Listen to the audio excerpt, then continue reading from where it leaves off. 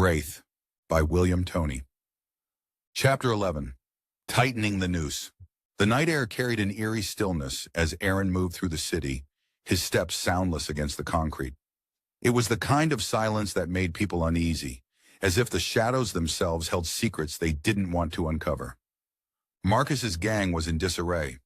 The fear Aaron had sown was spreading like a wildfire, and tonight he intended to feed the flames. The network of criminals that had once operated like a well-oiled machine was fraying, its members turning on each other or vanishing into the night. Aaron smiled grimly to himself. Good, let them squirm. His next target was a man named Davis, one of Marcus's more ruthless enforcers. Davis was the kind of person who thrived on violence, using his strength and intimidation to keep people in line.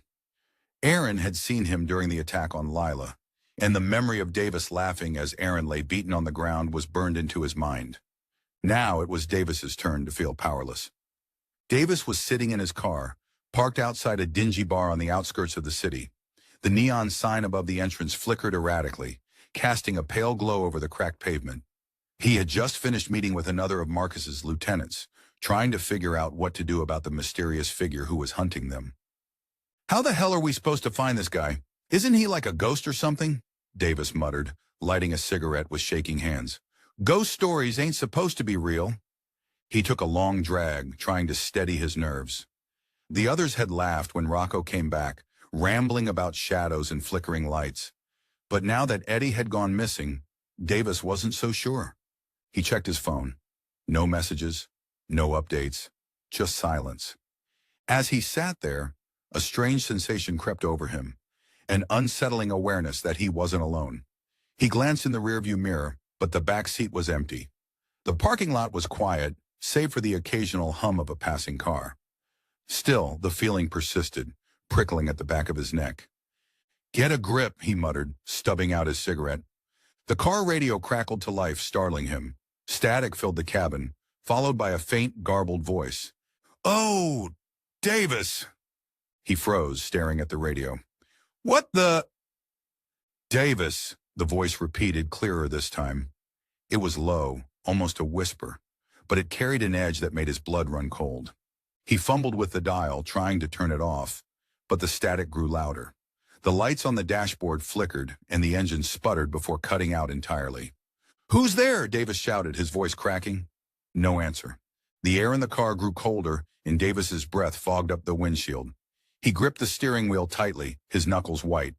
A shadow moved across the passenger side window. Davis's heart pounded as he turned to look, but there was no one there, just the empty parking lot. The radio crackled again. "Davis, are you scared yet?" Davis sat in the driver's seat, his hands shaking as he fumbled with the ignition.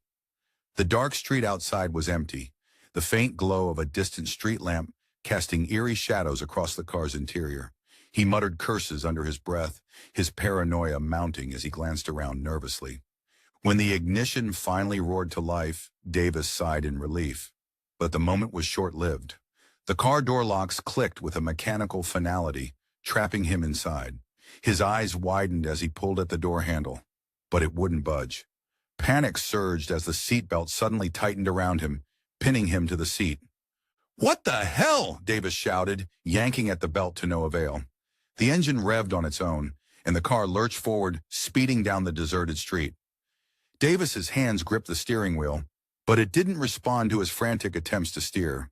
He slammed his foot on the brake pedal, but it sank uselessly to the floor.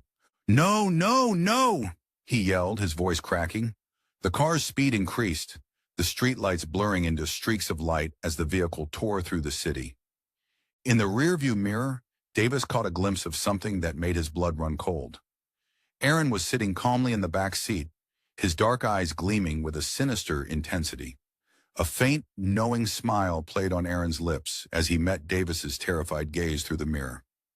"What do you want?" Davis screamed, twisting in his seat to look directly at Aaron. Aaron didn't respond. Instead, he raised a hand and pointed to the road ahead. Davis turned back just in time to see the pole looming in the car's path. His heart raced as he fought against the unyielding seatbelt, but in that instant it released. The sudden freedom threw him forward as the car smashed into the pole. The impact sent Davis hurtling through the windshield, shards of glass glinting in the faint streetlight as his body crashed onto the pavement. He lay there, dazed and broken, the world spinning around him. Aaron stepped out of the car, unscathed, his movements calm and deliberate. He approached Davis, crouching down to meet his gaze. "You've been given a warning," Aaron said, his voice cold and detached. "Make sure Marcus gets the message."